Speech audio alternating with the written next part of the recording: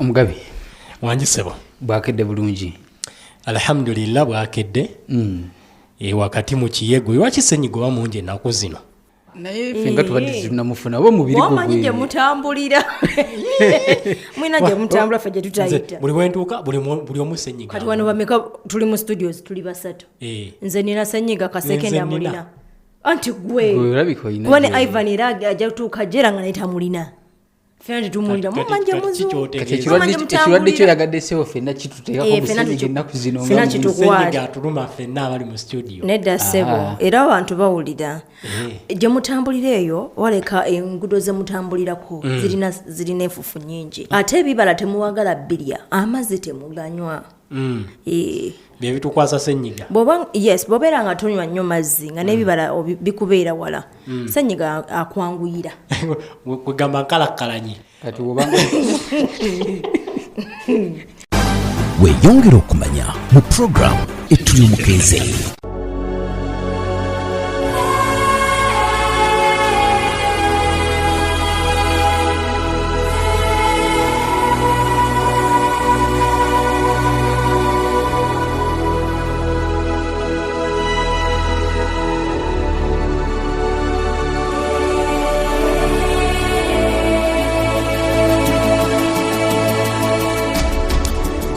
Mumusamba katonyeze mwenda pale FM ekkule ery'omuntu wa bulijjo weebale nnyo weebalire ddala yonna gy'osinzira nate okubeera nti okyali wamu naffe programu ettu ly'omukeeze nze omugabi MATOVU nzalwa z'ekyaddondo ndine kasekende Francis kwossa n'omumbejja Frida Mazzi okubeera nti munnange nkutambuliza ddala webukeeredde amakyago olunaku olwaleero nga tukyagenda maaso n'ebibinja eby'enjawulo eby'amawanga ag'enjawulo byengenda maaso n'okubeera nti nkutegeeza ebisinga okutiisa mu nsi yonna nga ne training gye bafuna ya njawulo kakati ojjagala tugende ku kibinja ekikwata namba emu mu bibinja byonna mu nsi yonna nga buli omu akkiriza nti ekibinja ekyo kya njawulo nnyo ku bibinja amawanga gonna bye galina ebikola special operations oba kyoyinza okuyita covert reconnaissance. Waliwo ekibinja kye bayita US Navy SEAL.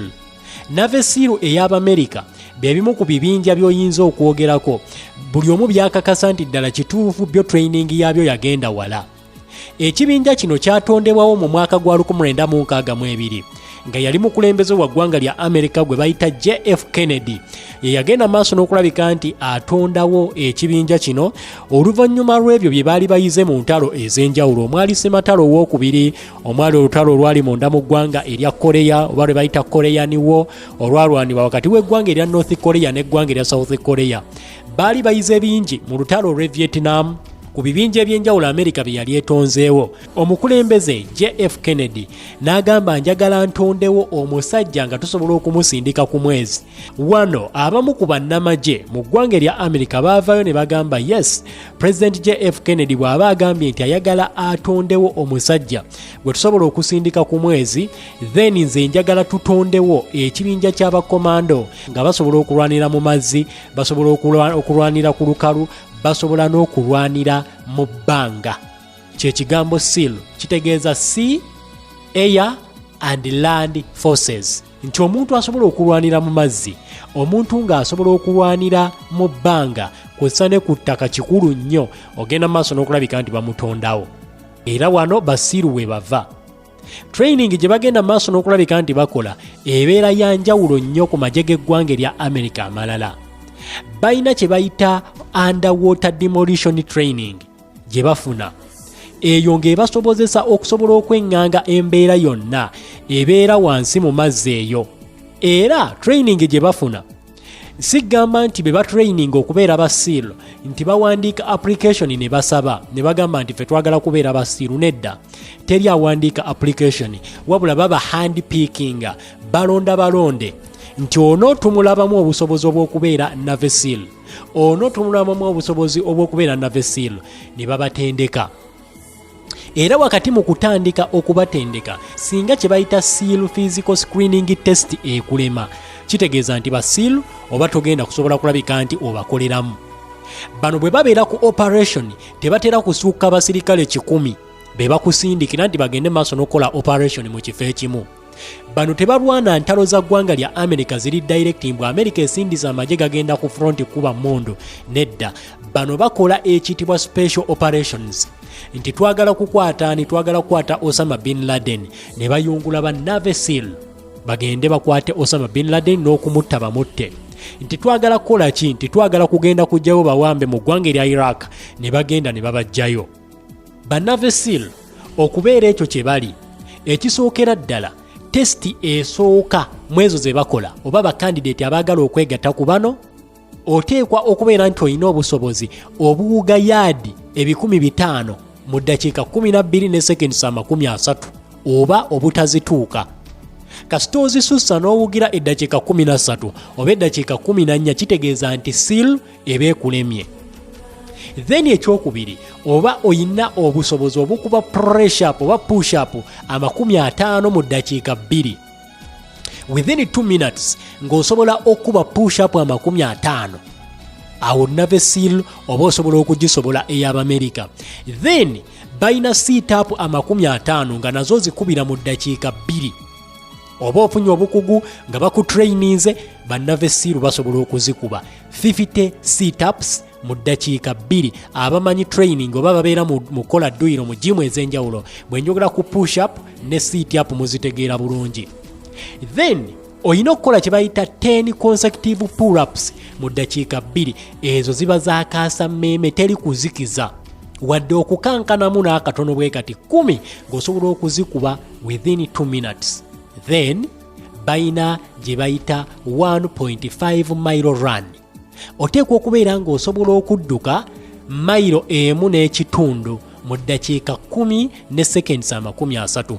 Then tebakoma okwo bano ba Navy SEAL mu kubateekamu ekibuli bagamba nti training eyo bw'obeera nga ogiyise ba candidate abafuna score ze beetaaga be babeera admitted mu training ey'aba Navy SEAL eyaddala. Kati akukabanga ka basic training titwagala ba Navy SEAL mugenda kukola kino na kino basooka kukupima obulamu bwo oli mulamu bulungi. Ebyo bwe bikulema tobyegattako please daye wakolima amayuuni. Bano bafuna training esukka ku ekyo. Naye kwaba bagenda maaso n'okulabika nti balondebwa okwegatta ku kibinja kino olw'okubeera nti basinga kujja era mu magye g'eggwanga erya America ebitundu 80 ku buli 100 training batera okugiyita ne beegatta ku kibinja kino. Kaakati bakugamba nti ekitono ennyo Navy SEAL bw'aba agenda maaso n'okubeera nti atrainingibwa w'eggwanga erya America atrainingibwa ebbanga erisukka mu mwaka gumu ng'ali eyo mu training tovaayo tolina gy'olaga nga tebannaba kukuwa kiyitibwa special warfare operator naval rating bakuratinga. Then mu kuratinga okwo bakuweerako n'ekiyitibwa Navy enlisted classification nga ezo zibanga max z'oba ogenze maaso n'okulabika nti ofuna oba giyite NEC. Awo ne balyoka bakucommissioninga okubeera naval officer ajjudde obulungi. Mu training ezo zonna eri gye nkugambye gye bayita naval recruit training eyetwala weeks 6 ng'okola kiri odduuka biri bye nakugambye ne bakutraininga weeks 8 ng'oyingidde mu ekitibwa naval special warfare prep school abamu bagiyita pre-buds. Then bw'ovaayo ne bakuteeka mu BUD oba bad stroke S orientation ne bakubuulirira butya bw'okola okontroliga otya obusungu n'ebirala ebigwa mu kowa eryo orientation okuyisaamu mu ebyo by'ogendamu okuteekateeka bakikolera weeks 3. Then ne batwala weeks 24 ng'oli mu training gye bayita basic underwater demolition oba giyite SEAL training BUDS eyo ya weeks 24. Then n'otwala weeks endala 3 nga bakusomeseza mu Army Airborne School. Bw'ovaayo n'otwala weeks endala 26 nga osoma mu kye bayita SEAL qualification training. Zino zonna z'olabye waggulu oba tonatuuka ku qualifyinga kubeera SEAL. Then weeks 26 ne bakugamba kati oyise okwegatta ku ba SEAL naye ng'obonyeebonye ebbanga liri lyonna ng'oli mu training. Bw'oba togiyise wookoma. Bw'omala okulabika nti ograduatinga mu kye bayita SEAL qualification training batraini bonna bafuna eyitibwa US Navy SEAL Trident ng'eyo eba designinga okubeera ba Navy SEAL ab'eggwanga erya America naye nga bibeera tebinnaggwa. Wano bagenda maaso n'okulabika nti babawa SEAL tiimu yo gy'ogenda okutambula nayo wakati mu kukola emirimu era bwe mu traininga. Bwe muyita eyo ne babasindika emyezi 6 nga muli mu kiyitibwa professional development, abasinga bagiyita individual speciality training PRODEV. Then bwe bavaawo ne babasindika emyezi emirala 6 okusoma ekiyitibwa unity level training. Eno training ng'ekolebwa mu bibinja eby'enjawulo. Mubeeramu land warfare, maritime, urban, kw'ossa ne special reconnaissance. Olwanira otya ku ttaka, okuuma otya ensalo z'eggwanga naddala eziri ku mazzi, olwanira otya mu kibuga ekirimu abantu abangi, olwana otya oba okola otya special reconnaissance mu mbeera ey'obukesa okette ku mulabe mu ngeri eri special. Then bwe bamaliriza ne batwala emyezi emirala 6 nga basoma ekiyitibwa squadron integration training. Era byonna training ogenda okumaliriza nga omuntu emutwalidde emyaka 3 nga traininga kubeera SEAL. Operation zebakoze nyingi nga operation ey'amaanyi gye basembayo okukola ba Navy SEAL nga 16 March 2014 basindika ba Navy SEAL baali 30. America ng'etegedde nti waaliwo emmeeri eyalimu amafuta ng'eva mu ggwanga erya Libya ng'eyolekera ekizinga ekimu mu ggwanga erya Cyprus. Wano America yasindika ba Navy SEAL baali 30 ne bagenda bawamba emmeeri eyali etwalibwa abayeekera okutunda amafuta ku black market. America n'egitwala n'egiwamba nga yeeyambisa bano ba Navy SEAL. Tebaakoma okwo mu kutta Osama bin Laden bategeeza nti bano ba Navy SEAL be baakozesa ogenda maaso n'okulabika nti bamusaanyaawo.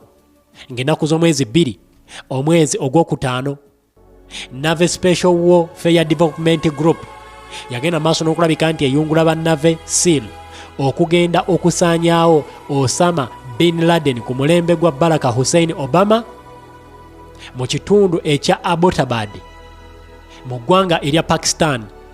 Kilometers zaali 56 okuva mu kibuga Islamabad. Ne balumba Osama bin Laden basiiru ne bamusaanyaawo. Navy SEAL ey'Amerika. Weeyongere okumanya kukula eri omuntu wa bulijjo nkusiibudde. Weeyongere okumanya mu program ettu ly'omukeeze. Second Sebo. Wali owuzeeko? Weerabidde luli wamubuuzira wano basobola okubbira nakugata sobola wadde gwe n'otugamba mpozi ng'oli mu bafu y'amazzi ekyekoseekutiisa nze nzijukira bulungi. Bebo ba Navy SEAL ab'eggwanga erya America balwanira ku lukalu, mu bbanga, mu mazzi, mu ddungu ne mu nsozi. Abantu olina baba bakisobola mu Uganda. President Museveni ebyabisobola. N'ekyamazzi oba kyansiko kyo? Sibaba basobola owuga. Talina kimulemu oli. Nga yatukolerayo akaddwira naye ajja awugemu ng'Amini we yawuganga. Amini yawuganga. Mu mpaka z'okuwuga ye. Nga gwa mazzi n'awuga. Lwaki Museveni era omugerageranya ku Amini? Tandika olunaku ng'oli musanyufu. Tandika olunaku ng'oli mumanyi. Wano mu program ettu ly'omukeeze. Buli kumakya